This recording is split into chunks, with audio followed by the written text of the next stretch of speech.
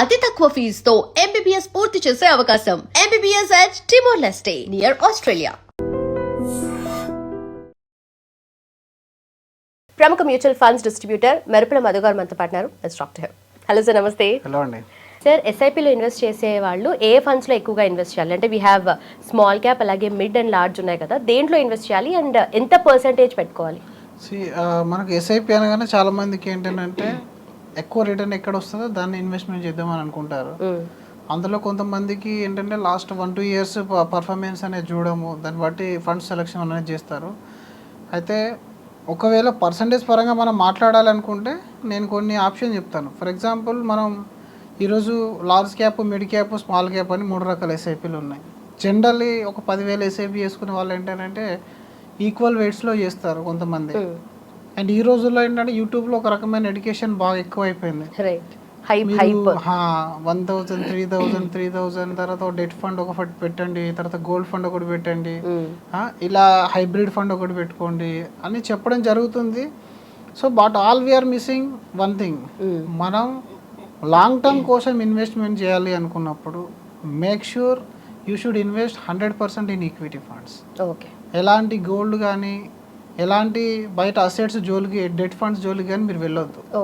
ఎందుకంటే ఆ కాన్సెప్ట్ బయట కంట్రీ వాళ్ళకు మేబీ అది సూట్ అవ్వచ్చు, బట్ మన ఇండియన్స్లో మెజారిటీ ఆఫ్ అవర్ ఇన్వెస్ట్మెంట్స్ ఈరోజు మీరు ఆర్బీఐ డేటా చూస్తే హౌస్ హోల్డ్ ఎక్స్పెండిచర్ కానీ, హౌస్ హోల్డ్ సేవింగ్స్ కానీ రియల్ ఎస్టేట్ అండ్ గోల్డ్లో మాత్రమే ఉన్నాయి. గోల్డ్ ఆల్రెడీ ప్రతి ఇంట్లో ఉంటుంది. ఎక్సెస్ గోల్డ్ ఉన్న ఫ్యామిలీస్ కూడా ఎన్నో ఉంటాయి. ఎస్పెషల్లీ సౌతర్న్ స్టేట్స్లో gold and real estate portfolio already 90% ఉంటే మిగిలిన అమౌంట్ 10%లో స్టాక్స్లో, మ్యూచువల్ ఫండ్స్ అనేవి ఇప్పుడు యాడ్ అవుతున్నాయి. సో మీరు మళ్ళీ డెట్ పోర్షన్ తీసుకొని, మళ్ళీ గోల్డ్ పోర్షన్ తీసుకొని ఆ పెట్టే ఎస్ఐపిని కూడా రిటర్న్ కూడా ఇంకింత కాంప్రమైజ్ చేయకూడదు. ఫస్ట్ ఆఫ్ ఆల్ మీరు ఒక సీరియస్ ఇన్వెస్టర్ అని తెలిస్తే మాత్రం డెఫినెట్లీ మీ దగ్గర లర్నింగ్ అయినా ఉండాలి, మీ దగ్గర టైం అయినా ఉండాలి, లేదా త్రూ అన్ ఎక్స్పర్ట్ అయినా మీరు ప్రాపర్గా ప్లాన్ చేసుకోవాలి. ఎస్ఐపి అనేది ఓ ఫండ్ మంచిదని, ఒక ఫండ్ మంచిది కాదని, స్మాల్ క్యాప్లో పెడితే ఎక్కువ రిటర్న్, లార్జ్ క్యాప్లో ల్యాగింగ్ ఉంటుందని కాదు. మీరు కనుక ప్రాపర్గా క్రమశిక్షణతో కనుక పెట్టినట్టయితే ఎస్ఐపి ఇన్వెస్ట్మెంట్, మీరు ఎలాంటి ఫండ్స్లో ఉన్నా కూడా మంచి రిటర్న్ అనేది మీరు తీసుకునే ఛాన్స్ అనేది ఉంటుంది. దానికి కొన్ని రూల్స్ ఉంటాయి, ఆ రూల్స్ ప్రకారం మనం వెళ్ళాలి. మనం ఏంటనంటే పోర్ట్ఫోలియో బిల్డ్ చేయడం పైన కాన్సన్ట్రేషన్ చేయాలి. సో పోర్ట్ఫోలియో బిల్డ్ అంటే నాకు నెక్స్ట్ ఉన్న గోల్స్ అవన్నీ ఏంటి అనేది రాసుకొని ఆ గోల్స్కి అనుగుణంగా, సో చిల్డ్రన్ ఎడ్యుకేషన్ ఇప్పుడు ఒక 5 ఇయర్స్లో ఉంది, higher education. If you are choosing a small cap fund for your child, మీరు పెట్టిన దానికంటే నెగిటివ్ రిటర్న్ కూడా తీసుకోవచ్చు 4th ఇయర్ 5th ఇయర్ తర్వాత కూడా. So it is utter flop plan అయిపోతుంది. అలాంటి దాన్ని కాకుండా long term more than 7 years ఏదైతే మీరు ఉంచగలుగుతారో make sure you invest in small cap fund. More than 5 years ఉంటే మీరు మిడ్ క్యాప్లో, మీరు ఏదైతే 3 ఇయర్స్ ప్లస్ ఉంచగలుగుతారో అది లార్జ్ క్యాప్లో ఉంచే ప్రయత్నం అనేది చేయాలి. అండ్ ఎవరైతే more than 10 to 15 years and life time asset build చేయడానికి చూస్తున్నారో, మనకి కన్ఫ్యూజన్ వద్దు అనుకుంటే మాత్రం లార్జ్ క్యాప్ ప్లేస్లో ఫ్లెక్సీ క్యాప్ అని ఒకటి తీసుకోండి. ఫ్లెక్సీ క్యాప్ తీసేసుకొని 50% ఫ్లెక్సీ క్యాప్ తీసుకొని మిగిలిన 50% మిడ్ అండ్ స్మాల్ చేసేసేయచ్చు. అయితే మొత్తం స్మాల్ క్యాప్లో చేస్తే బాగుంటుంది కదా. ఇప్పుడు యావరేజ్గా మీరు ఏ ఫండ్ తీసుకున్నా కూడా 16, 17, 18% రిటర్న్ జనరేట్ చేసింది. మళ్ళీ ఇక్కడ 15%, 12%, 9%, 10% ఉన్న ఫండ్స్ మనం ఎందుకు ఇన్వెస్ట్మెంట్ చేయాలి? ఇది అందరి ఆర్గ్యుమెంట్ అనమాట. సో స్మాల్ క్యాప్స్ అనేటివి ఏంటంటే ఒక లెవెల్ తర్వాత హై వాల్యుయేషన్కి వెళ్ళిపోతాయి. మీరు ఆ ర్యాలీలో ఎంట్రీ అయ్యారనుకోండి, డెఫినెట్లీ మీకు ఫస్ట్ 1-2 ఇయర్స్ మంచి గ్రోత్ అనేది కనబడుతుంది. బట్ వన్స్ అవి ఒకసారి హై వాల్యుయేషన్కి వెళ్ళింది అనుకుంటే ఫాల్ అయ్యే సిచ్యువేషన్ అనేది వస్తుంది. It is a nature of investment. So high fall నుంచి మళ్ళీ మీరు పడిపోయారు అనుకోండి, ఒక 2 to 3 ఇయర్స్ అనేది కంప్లీట్గా without return and negative return ఇచ్చే ఛాన్స్ అనేది ఉంటుంది. ఆ టైంలో చాలామంది ఏమంటారంటే యూనిట్ అక్యుములేషన్ జరుగుతుంది అంటారు. ఆల్దో మీ యూనిట్ అక్యుములేషన్ మిడ్ క్యాప్లో కూడా జరుగుతుంది, లార్జ్ క్యాప్లో కూడా జరుగుతుంది. సో నా దగ్గర 100 రూపీస్ ఉన్నాయి, ఇప్పుడు నేను ఒక ఫండ్లో పెట్టాను, అది 1 ఇయర్లో ఒక 20% రిటర్న్ ఇచ్చింది, 120 ఇచ్చి, దాని తర్వాత 2 ఇయర్స్ -10 ఇచ్చింది, 3rd ఇయర్లో మళ్ళీ 20% రిటర్న్ ఇచ్చింది. మీరు ఆ రిటర్న్ ఒకసారి క్యాలిక్యులేట్ చేసుకొని 4 ఇయర్స్లో 40%, విచ్ ఇస్ 10%. అదే నా దగ్గర ఇంకో ఫండ్ ఉంది, కన్సిస్టెంట్గా 14-15% రిటర్న్ ఇస్తుంది, డౌన్ వెళ్ళినప్పుడు ఎక్కువ డౌన్ వెళ్ళట్లేదు. ఇప్పుడు నేను సెకండ్ ఫండ్ తీసుకోవడం వల్ల నాకు మార్కెట్లో లాస్ అయ్యే ఛాన్స్ అనేది తక్కువ. మోర్ ఓవర్ నా ఫండ్ అనేది మరీ వోలటైల్గా -10 -20 రిటర్న్ జనరేట్ చేయదు. యావరేజ్గా మరి రిస్క్ టు ప్రాఫిట్ రేషియో ఎలా ఉంటుంది? రిస్క్ టు ప్రాఫిట్ రేషియో అనేది ఇదే. ఇప్పుడు మీ దగ్గర ఫర్ ఎగ్జాంపుల్ మార్కెట్ డౌన్ అయిన తర్వాత as and date me capital ఎంత ఉందో దాని మీద రిటర్న్ పెరుగుతుంది కదా. అంటే ఇప్పుడు మీ దగ్గర 100 రూపీస్ ఉందండి, అది 30% క్రాష్ అయింది. ఇప్పుడు క్రాష్ నుంచి మళ్ళీ మార్కెట్ రిటర్న్ ఇస్తుంది. కానీ 100 నుంచి పైకి వెళ్ళడానికి, అంటే 90 రూపీస్ నుంచి పైకి వెళ్ళడం 20% 30% రిటర్న్కి వెళ్ళడానికి 70 నుంచి వెళ్ళడానికి మీకు టైం పడుతుంది, రైట్? ఇప్పుడు మీకు ఒకవేళ లార్జ్ క్యాప్ మీరు తీసుకుంటే ఆ ఫండ్ 70 వరకు రాదు, 80లను 95లను 90లను 85లను ఆగింది అనుకోండి. అంటే 100 రూపీస్ బికమ్ 85 రూపీస్ అయింది. ఇప్పుడు మార్కెట్లో ఫ్లో వస్తే 85 రూపీస్ మీరు ఇన్వెస్ట్మెంట్ చేసి ఉంటారు. అదే స్మాల్ క్యాప్లో అయితే 60 రావచ్చు, 70 కూడా రావచ్చు ఒక్కొక్కసారి. ఇప్పుడు 70 రూపీస్ ఇన్వెస్ట్మెంట్ చేసిన వాళ్ళకి మార్కెట్ మూమెంటంలో అండ్ 85 రూపీస్ ఇన్వెస్ట్మెంట్ చేసిన వాళ్ళకి మార్కెట్ మూమెంటంలో రిటర్న్ పరంగా చాలా డిఫరెన్స్ ఉంటుంది. వీళ్ళు 20% రిటర్న్ జనరేట్ చేసిన 70 పైన 20% ఎంత 90 వస్తారు. అదే లార్జ్ క్యాప్లో 15% రిటర్న్ అని అంటే వాళ్ళు 90 రూపీస్ దగ్గర ఉన్నారు ఆల్రెడీ. 15% రిటర్న్ అంటే 105కి వస్తారు. ఓకే, అంటే మీకు డౌన్గా వెళ్ళట్లేదు మీరు. అందుకని ఆ ఎక్సెస్ ఎంత అమౌంట్ అయితే మళ్ళీ మనం మార్కెట్ పెరుగుతున్నప్పుడు మన దగ్గర అవైలబుల్ ఉందో దాని మీద కదా మనం రిటర్న్ జనరేట్ చేసేది. ఇప్పుడు మీరు ఒక 1 ఇయర్ డేటా చూస్తే స్మాల్ క్యాప్ 60% 40% రిటర్న్ కనబడింది, కానీ అది ఎంతవరకు డౌన్ అయింది ఆల్ టైమ్ హై నుంచి అనేది మనం చూడట్లేదు. ఎందుకంటే ఈ ఫాల్ అనేది నాట్ పర్మనెంట్ కదా. ఇప్పుడు 20లో ఫాల్ అయింది కాబట్టి మళ్ళీ ఫాల్ అవ్వదు అనుకుని చాలా మంది పెట్టారు, కానీ లాస్ట్ 1-2 ఇయర్స్ నుంచి ఏం జరిగింది, ఫాల్ అయింది. ఇలాంటి ఫాల్స్ ఎవ్రీ 3 to 4 ఇయర్స్ కంటిన్యూస్లో వస్తాయి. ఆ ఫాల్ టైంలో మీ స్మాల్ క్యాప్ పైకి కిందికి వెళ్తూనే ఉంటుంది. అంటే అందరూ దాన్ని ఆ జర్నీని కంటిన్యూ చేయలేరు. ఒకవేళ జర్నీ చేసిన ఫండ్ కనబడే రిటర్న్ వేరు, మీరు యాక్చువల్గా డబ్బులు పెట్టిన తర్వాత మీరు ఎక్స్పీరియన్స్ చేసే రిటర్న్ వేరే ఉంటుంది.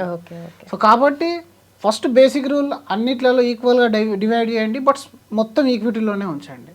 ఓకే, హైబ్రిడ్ కేటగిరీకి మీరు ఎప్పుడు వెళ్ళాలి అంటే ఎప్పుడైనా మీ corpus very huge corpus investment చేసినప్పుడు, అప్పుడు మీకు ఇమీడియట్గా విత్డ్రావల్ రిక్వైర్మెంట్ ఉన్నప్పుడు మల్టీ అసెట్స్ కానీ హైబ్రిడ్స్ కానీ వాటిలలో వెళ్ళాలి, లేదా డెట్ సెక్షన్ వెళ్ళాలి, గోల్డ్ సెక్షన్లో వెళ్ళాలి. బట్ మీరు ఇనిషియల్ స్టేజ్ ఆఫ్ పోర్ట్ఫోలియో క్రియేషన్లో ఉన్నప్పుడు మాత్రం ఎంతకాలం మీరు 100% ఈక్విటీలో ఉంటారో దాన్ని బట్టి మీ పోర్ట్ఫోలియో రిటర్న్ అనేది వస్తుంది. సో లార్జ్ క్యాప్ బదులుగా ఫ్లెక్సీ క్యాప్ తీసుకొని 50% ఫ్లెక్సీలో పెట్టడం ఒక పద్ధతి, లేదా లార్జ్ మిడ్ స్మాల్లో ఈక్వల్ వెయిటేజ్లో కూడా మీరు 40-30-30 లాగా ఒక 10,000 SIP డివైడ్ చేసేసుకుంటే సరిపోతుంది. రెండవది డిఫరెంట్ ఫండ్స్ లాంచ్ అవుతూ ఉంటాయి. ప్రతిసారి లాంచ్ అయిన మొదటిసారి అలాగే కొన్ని రకాల IPOలు వస్తూ ఉంటాయి. మరి మనం SIP చేసేది ఆ ఫండ్ని దానిలోకి ట్రాన్స్ఫర్ చేయడం మంచిదా, ఉన్న SIPనే కంటిన్యూ చేయడం మంచిదా అంటే ఒక సింపుల్ విషయం మనం గుర్తుపెట్టుకోవాలి. ఈరోజు మీ దగ్గర ఓల్డ్ స్మాల్ క్యాప్ ఫండ్ ఉందని చెప్పేసి కొత్త కంపెనీ వస్తే అందులో యాడ్ అవ్వద్దు అని అనుకోవద్దు. ఏ కంపెనీ IPOలో వచ్చినా దాని ఎర్నింగ్ కెపాసిటీ కనుక బాగుంటే, గ్రోత్ సెక్షన్ కనుక బాగుంటే, ప్రమోటర్ డిసిజన్స్ కనుక స్టాండర్డ్ ఉన్నట్టయితే అది మీ మ్యూచువల్ ఫండ్ పోర్ట్ఫోలియోలకి ఆటోమేటిక్గా యాడ్ అయిపోతుంది.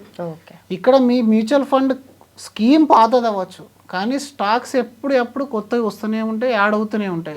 కాబట్టి ఎప్పుడు కానీ ఈ షార్ట్ టర్మ్ నాయిస్కి మీరు చూడకుండా లాంగ్ టర్మ్ అసెట్ బిల్డింగ్లో మీరు ఎంత అమౌంట్ ఇన్వెస్ట్మెంట్ చేస్తారు అనే దాన్ని బట్టి మీ వెల్త్ బిల్డ్ అవుతుంది. ఇన్వెస్ట్మెంట్లో ఒక 2 రూల్స్ ఉంటాయి.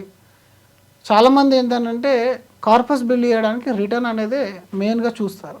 రిటర్న్ 12 వచ్చిందా, 15 వచ్చిందా, 18 వచ్చిందా, 20 వచ్చిందా.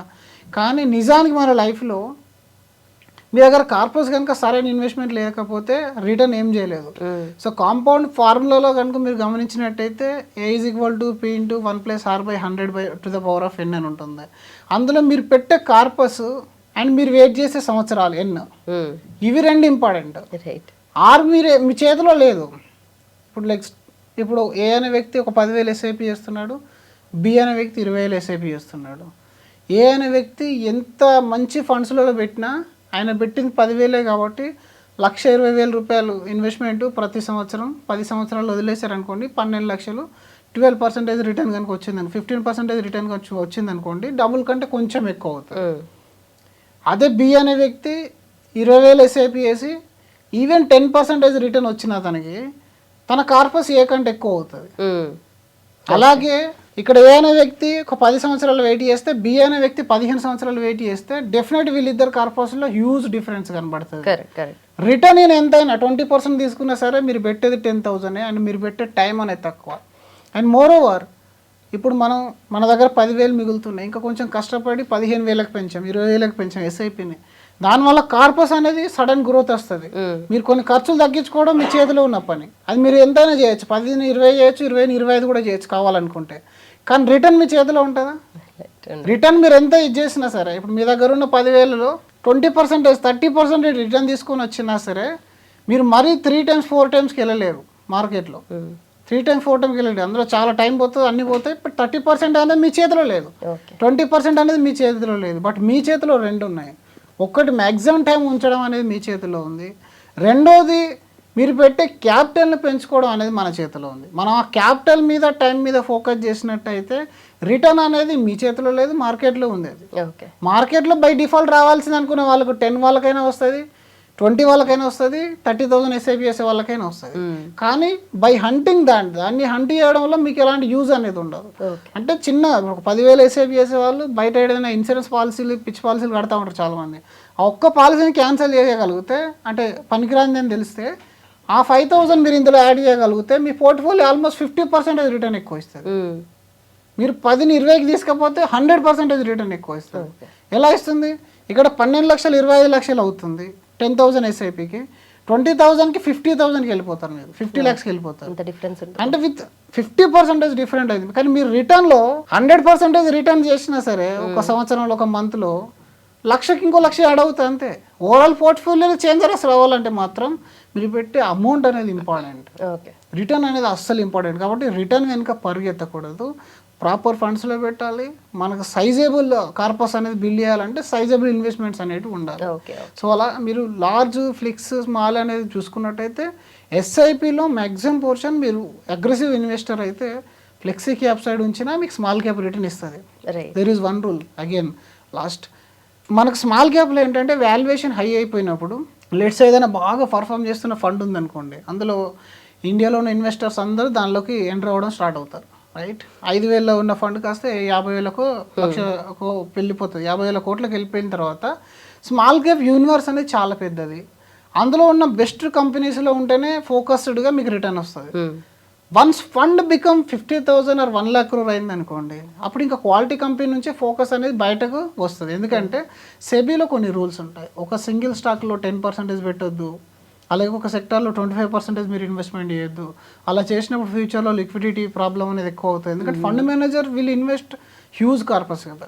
సో అలాంటి టైంలో ఇప్పుడు ఫోకస్లో ఉంటే ఆ తక్కువ ఫోలియోలో అయిపోతుంది, అదే స్టాక్స్లో మనం తీసుకోవచ్చు పొజిషన్. బట్ ఎక్కువ ఫండ్ అయిపోయింది, ఇక్కడ 10 years హిస్టరీ బాగుంది అనుకోండి, ప్రతి ఒక్కరు అందులోకి ఎంట్రీ అయిపోతారు. ఎంట్రీ అయిపోయేసరికి ఏమైంది, తను ఇంకా వద్దు అని చెప్పలేడు, కొంతమంది డైల్యూట్ చేయగలుగుతండి, ఇంకొక ఫండ్ని తీసుకోవడం, లేదా ఆ స్మాల్ క్యాప్లో కూడా లార్జ్ యాడ్ చేస్తారు, మిడ్ యాడ్ చేస్తారు. చేయడం వల్ల ఏమవుతుంది, మీ పోర్ట్ఫోలియో అనేది యావరేజ్ మళ్ళీ mid cap small flexi cap return ఇస్తుంది. అండ్ ఇంకొకటి, స్మాల్ క్యాప్ ఎంత హై వాల్యుయేషన్ వెళ్ళినా మీరు ఒక స్మాల్ క్యాప్లో ఉంటే 65% మ్యాండేటరీ వాళ్ళు స్మాల్ క్యాప్లోనే ఉంచాలి. కాబట్టి అది హైలోకి వెళ్ళి మళ్ళీ డౌన్ అయినా సరే మీ ఫండ్ అనేది పక్కకు తీయడానికి ఉండదు ఫండ్ మేనేజర్. అదే మీరు ఫ్లెక్సీ క్యాప్లో ఉంటే స్మాల్ క్యాప్ వాల్యుయేషన్ ఎక్కువ ఉంటే దాన్ని సెల్ కొట్టేసి మీడియం లార్జ్ క్యాప్ తీసుకునే ఛాన్స్ అనేది ఉంటుంది. సో కాబట్టి మల్టీ క్యాప్ కానీ ఫ్లెక్సీ క్యాప్ ఇంకా అన్నిటికంటే బెటర్. ఫ్లెక్సీ క్యాప్లో కనుక ఉన్నట్టయితే మీరు ప్రాపర్గా మీరు రిటర్న్ అనేది తీసుకునే ఛాన్స్ అనేది ఎక్కువ ఉంటుంది. బట్ యావరేజ్గా అన్ని ఫండ్స్లో కూడా లార్జ్ మిడ్ స్మాల్లో ఈక్వల్ పోర్షన్లో పెట్టుకున్నా కూడా మీకు ఎలాంటి రిస్క్ అనేది ఉండదు. But focus on 2 things. One is your invested amount and second is your time. Right. It is more important. R is not in our hands. Yes. R అనేది మన చేతిలో variable. Right. So thank you so much. Thank you అండి.